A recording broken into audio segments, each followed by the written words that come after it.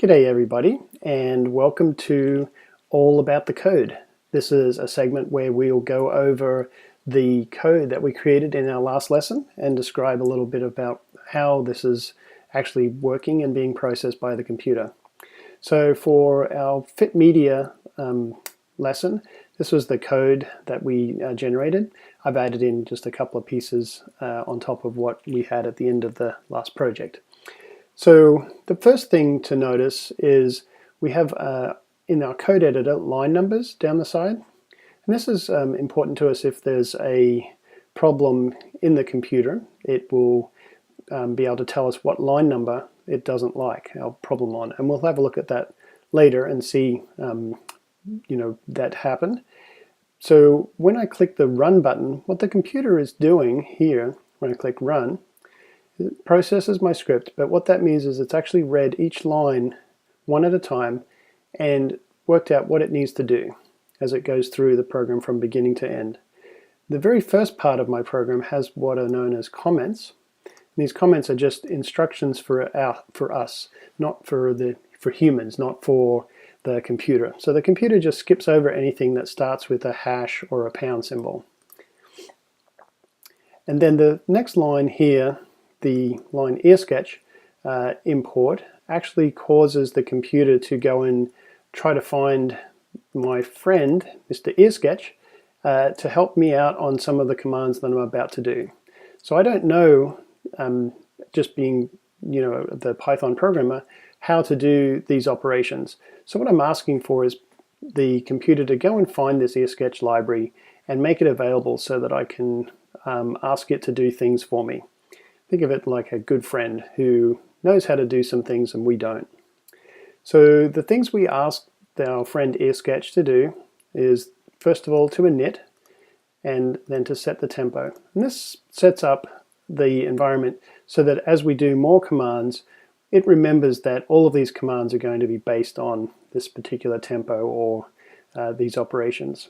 So again, it skips over the comments that we have here, and then it remembers that we've asked it to fit different pieces of media with sounds into the stream. Now, if it runs into a problem here, and I'll just generate one, and we run that, we'll see that we get a bug.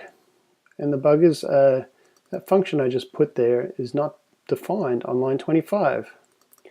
So, interesting fact is that's the term computer bug, and that actually came from original computer bug found in 1947. It was a moth that was trapped between two relay points. But believe it or not, that's not the very first term of the usage of bug. It actually came way back earlier. Even Shakespeare was known to use that term. So a little bit of trivia for those that are interested. So we have all of these things that have like an open and closing parentheses to indicate that it's a function call. And a function call can be thought of as just a operation that you're asking some other library to do for you. We will learn later how to make our own functions and be able to call them as well. But in this case, we're actually calling the Earsketch functions. And again, think about it maybe another way. It's a good friend or perhaps I've taught my dog some tricks, and one of my tricks is the init trick. So I tell my dog to go and do an init trick. He goes off, does what he needs to do, and comes back. And then I tell him to do a set tempo trick for me. By this time, I give him a piece of information to be able to do that. I say, please take along this number 120 when you do it, and consider that when you go and do that, so that you're able to take that into account and create the right tempo for me. And in this case, the Earsketch library just sets how fast it processes the soundtracks. And then we see our fitMedia function calls. These are no different to the others. It's just that in this case, we filled this in with what we wanted to pass along, which was our sound files and the locations. And each one of these are corresponding to the actual parameters or arguments of a function. So this part here is the very first part is the function name, and these are the function arguments. And so we'll see that we use that for pretty much everything we do in the Python language. And I think that's about it for today. We've learnt all about functions and parameters. And I hope to see you again on our next session of All About the Code. Thanks everyone.